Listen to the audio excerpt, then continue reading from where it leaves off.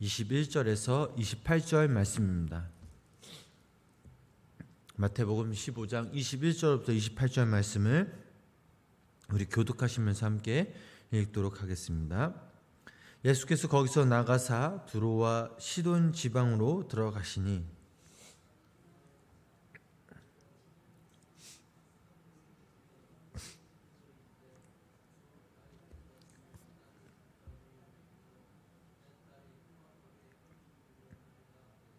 예수는 한 말씀도 대답하지 아니하시니 제자들이 와서 청하여 말하되 그 여자가 우리 뒤에서 소리를 지르우니 그를 보내소서.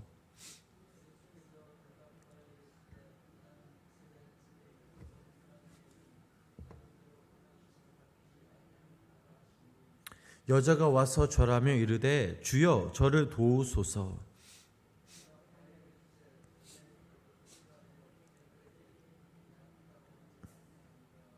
여자가 이르되 주여 올소이다마는 개들도 제 주인의 상에서 떨어지는 부스러기를 먹나이다 하니 함께 읽겠습니다. 이에 예수께서 대답하여 이르시되 여자여 네 믿음이 크도다 내 소원대로 되리라 하시니 그때로부터 그의 딸이 나으니라. 아멘. 오늘도 하나님의 귀한 은혜와 사랑이 우리 성도님들 삶 가운데 함께 하시길 주님의 이름으로 간절히 축원합니다. 지난 시간 예수님은 서기관들과 바리새인들 또 그곳에 수많은 그런 모인 그 무리들 가운데 짧지만 강력한 그런 메시지를 전하셨습니다. 그리고 이어지는 말씀에서는 예수님께서 왕적 권능을 지니신 그 메시아심을 보여주는 그런 이적들을 소개하고 있습니다. 그중 본문에서는 예수님께서 가나안의 그 여인의 믿음을 보시고 귀신 들린 그녀의 딸을 고쳐주신 이적과 갈릴리 호수 근처 산에서 있었던 여러 가지 치유 이적 사건들을 소개하고 있습니다. 우리 본문 21절 말씀을 다시 한번 우리 함께 읽어보도록 하겠습니다. 예수께서 거기서 나가사 아멘. 지금까지 예수님의 사역을 살펴보면 선택된 이스라엘 백성들을 위해 말씀하시고 기적을 베푸시고 능력을 행하셨습니다. 그런데 방금 저희들이 읽은 말씀을 보니 예수님은 이방인의 땅으로 들어가셨습니다. 버림받고 저주받은 백성이라고 일컬어졌던 이방인들을 위해 사역을 시작하신 거죠. 그렇다면 왜 예수님은 이스라엘로 향하던 이 발걸음을 이방인들에게로 옮기셨을까요? 저주받은 백성이라고 말하는 이방인들이 과연 구원을 받을 수 있을까요? 이것이 오늘 본문 말씀을 통해 우리가 알고 깨달아야 할 내용입니다. 먼저 예수님이 두로와 시돈 지방으로 방향을 바꾸신 것에 우리 한번 생각해 보도록 하겠습니다. 인간의 몸으로 이 땅에 오신 예수님은 공생의 사역을 시작하실 때부터 유대 땅에서 이스라엘 백성들에게 천국 복음을 선포하셨습니다. 그런데 놀라운 사실은 정작 듣고 믿어야 할, 회개할 그 백성들과 바리새인들과 이 서기관들이 예수님을 환영하지 않았다는 사실입니다. 뿐만 아니라 마태복음 15장에서는 바리새인들과 이 서기관들이 예수님께 나아가 이 장로의 전통에 대해 심각하게 논쟁하는 것을 우리는 볼 수 있었습니다. 그들은 예수님을 배척하고 거부하였습니다. 예수님을 믿고 구원받아야 할 유대인들은 복음을 거절하고 결국 예수님을 십자가에 못 박는 그런 상황에 이르렀습니다. 그러나 이방인들은 예수 그리스도의 복음을 환영했습니다. 하나님의 구원은 영원합니다. 결국 이스라엘 백성들에게만 머물지 않습니다. 하나님의 구원 계획은 우리 모두에게 임했습니다. 그 결과 우리들도 예수님을 믿고 영접하였던 것입니다. 나만을 위해 생각하고 나만을 위해 있다라는 것은 큰 오산입니다. 모든 그리스도인들을 통해 온 세상 모든 만민들이 구원받기를 원하는 것이 바로 하나님의 계획입니다. 계속해서 우리 본문 22절 말씀을 우리 함께 읽어보도록 하겠습니다.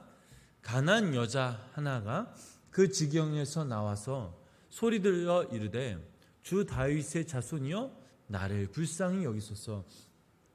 내 딸이 흉악하게 귀신 들였나이다 하되 아멘.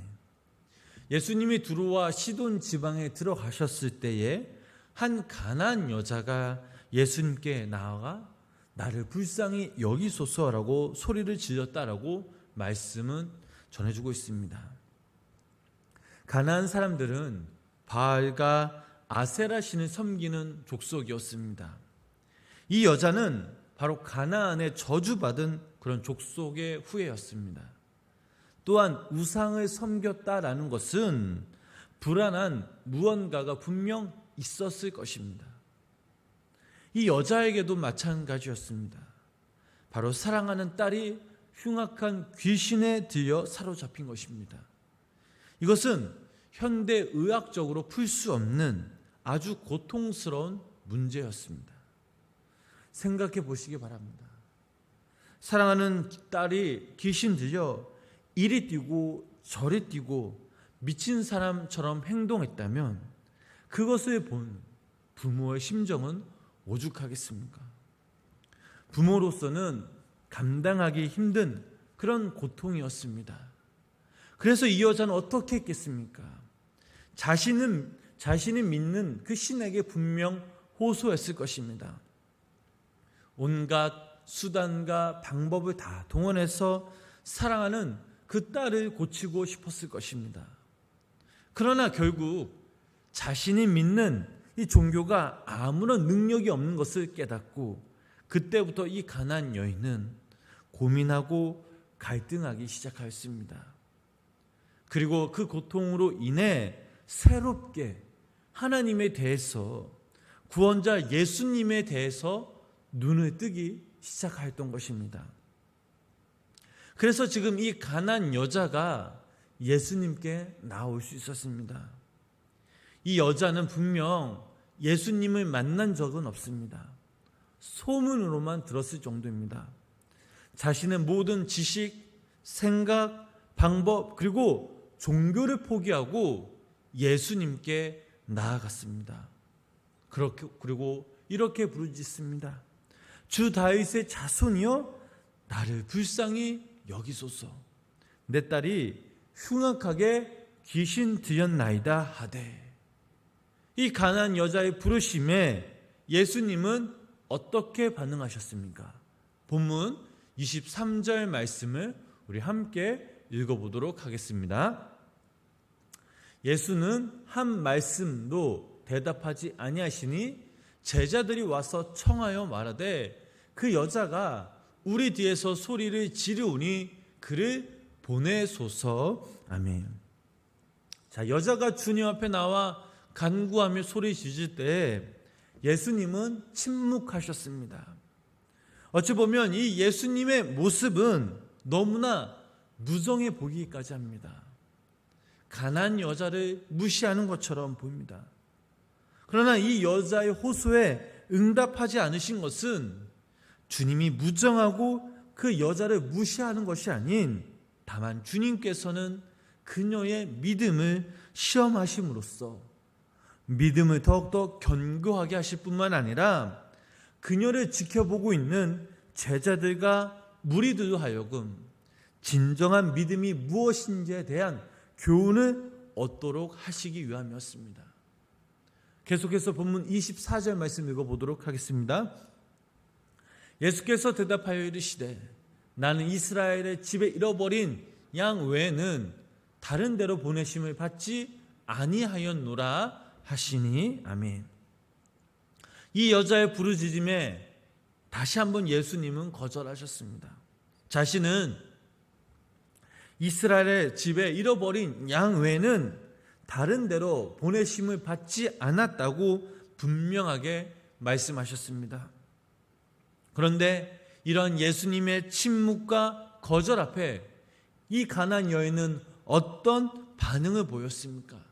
25절 말씀 계속해서 읽어보도록 하겠습니다. 여자가 와서 예수께 절하며 이르되 주여 저를 도우소서. 예수님의 침묵 그리고 부정적인 태도와는 상관없이 이 여인은 인내와 예수님을 향한 절대적인 믿음이 있는 것을 발견할 수가 있습니다. 그 예로 예수님 앞에 나와 절을 하였다라는 것입니다. 절을 한다라는 것은 모든 것을 포기하는 것이요, 모든 것을 믿고 맡기는 것이요, 신뢰하는 것입니다. 그리고선 적극적으로 주님 나를 불쌍히 여겨 주소서, 나를 도와달라고 요청하였습니다. 그러자 예수님은 한층 더 강도 높게 거절하십니다. 본문 26절 말씀 읽어보도록 하겠습니다. 대답하여 이르시되 자녀의 떡을 취하여 개들에게 던짐이 마땅하지 아니하니라. 어찌 보면 지금 이 예수님은 가나안 여인에게 너무나 심히 모욕적인 그런 말씀이었습니다.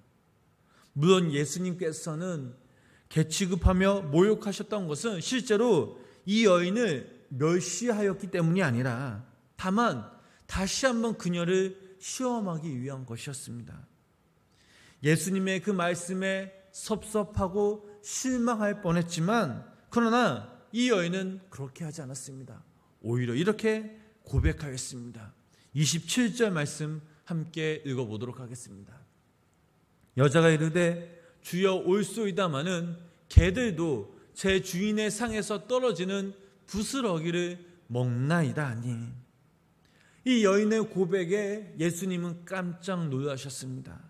이 여인은 자신이 하나님의 백성인 이스라엘 백성들에 비하면 개에 불과한 하찮은 존재라는 사실을 인정하면서 자녀로서가 아닌 개와 같이 하찮은 존재로서 예수 그리스도의 자비와 긍휼을 구하는 참으로 겸손한 그런 마음을 우리는 볼 수가 있습니다.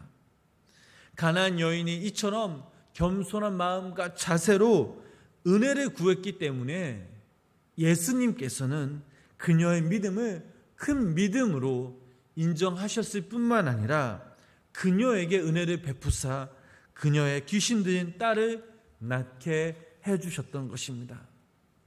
그러면 예수님이 위대한 믿음이라고 칭찬하신 이 여자의 믿음은 어떤 믿음입니까? 첫 번째로 믿음이란 예수님이 하실 수 있다라는 그런 것을 믿는 것입니다. 무조건 믿는 것이 아닙니다. 예수 그리스도를 바라보며 믿음으로 나아가야 합니다. 예수님 앞에 가면 구원받을 수 있고 모든 문제가 해결받을 수 있다. 그분은 하나님의 아들이시고 나의 구주시라고 생각하며 고백하는 것이 바로 이 믿음입니다. 이 여자는 이러한 믿음으로 예수님께 나아갔고 또한 자신의 문제를 해결해 주실 것을 믿었습니다. 또한 믿음이란 바로 예수님을 갈급한 심령으로 찾는 것입니다. 즉 예수님을 바라보는 것이요 예수님을 신뢰하는 것입니다. 두 번째로 믿음이란 주님 도와주시옵소서라고 말할 수 있는 것입니다. 자신의 무능력을 인정하는 것입니다. 하나님의 은혜는 겸손한 자들에게 주어집니다. 겸손하지 않은 자들은 하나님께서 은혜를 베푸셔도 그것을 은혜도 받지 않고 오히려 그 은혜로 더욱 교만해질 수 있습니다. 사울을 생각해 보시기 바랍니다. 그가 스스로를 작게 여기고 하나님 앞에 겸손하게 나아갔을 때는 하나님께서 그에게 은혜를 베푸셔서 그로 인하여 온 이스라엘을 다스리는 왕으로 만드셨습니다. 그러나 그가 교만해져서 하나님께 영광을 덜하지 않았을 뿐만 아니라 심지어 하나님의 그 명령을 거역하게 되자 하나님께서는 그를 대적하셔서 왕위에서 쫓아내심으로 결국 전장에서 비참한 최후를 맞게 하였습니다. 어디 사업뿐입니까? 하나님께서는 당신의 그 은혜에 감사하지 못하고 오히려 교만해져서 하나님의 사람 모세를 대적한 고라의 자손들을 산채로 음부에 던져 넣으셨으며, 또한 하나님의 은혜를 망각하고 교만해져서 제사장의 고율권의 그 직권을 범하였던 우시야의 왕을 문둥이가 되게 하셨던 것입니다. 사랑하는 성도 여러분, 하나님께서는 오직 겸손한 자들에게 은혜를 부어주십니다. 하나님의 은혜는 오직 겸손한 자들만이 누릴 수 있는 특권입니다. 그러므로 우리 성도님들은 매사에 하나님 앞에 겸손함으로 믿음으로 더욱더 주님께 나아가야 될 줄 믿습니다. 하나님 앞에서 자신의 비천함, 보잘것없음을 인정하고 하나님의 은혜 또 하나님의 긍휼을 구하는 겸손한 그 마음과 또 주님께 온전히 예배하는 예배자로 서야 하겠습니다. 이처럼 우리가 하나님 앞에 겸손하게 나아갈 때 하나님께서 우리들에게 크신 은혜를 베푸사 우리로 하여금 진정으로 높여지게 하실 것입니다. 어떠한 시험과 환난이 온다 한들 더욱더 주님 앞에 겸손함으로 나아가시기 바랍니다. 우리의 소망 되신 그 주님을 붙잡으시기 바랍니다.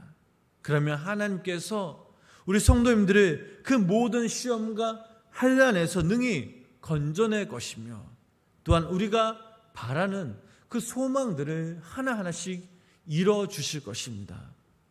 바라옵기는 우리 여기 모인, 우리 또 영상을 통해 예배 드신 우리 성도님 삶 가운데 이 상황에, 이 환경에 더욱더 주님을 믿고 신뢰하시어 겸손함으로 주님 앞에 나아가시며 담대하게 그 모든 그 시험과 환난을 예수 그리스도의 이름으로 이겨 참된 믿음의 소유자들이 되시는 귀한 믿음의 성도님들 되시길 주님의 이름으로 간절히 축원합니다. 기도하겠습니다. 우리의 소망 되신 주님을 찬양합니다. 하나님, 매사에 우리가 주님 앞에 겸손함으로 나아가 포기하지 않는 믿음, 또 오직 예수님을 바라볼 수 있는 믿음을 부어주시고 어니당이 같은 그 마음으로 또 오늘 본문 말씀이 나오는 이 가나안 여인처럼 절실한 믿음으로 더욱더 주님을 의지하는 귀한 믿음의 성도님들 되게 하여 주시옵소서. 겸손함으로 하나님, 우리가 하나님 안에서 구할 것을 구하며 소망 되신 그 주님을 찬양하는 귀한 믿음의 성도님들 되게 하시고, 주님의 전에 나와 간구하며 기도하며 또 영상을 통해 예배하는 우리 성도님들 삶 가운데 성령께서 날마다 보호하여 주시고 인도하여 주셔서 오늘 하루도 우리가 이 땅에서 살아갈 때에 주님이 주신 그 믿음으로 강하고 담대하게 예수 그리스도의 이름으로 승리하는 삶을 살아갈 수 있도록 주님 함께하여 주시옵소서. 예수님의 이름으로 간절히 기도드렸습니다. 아멘.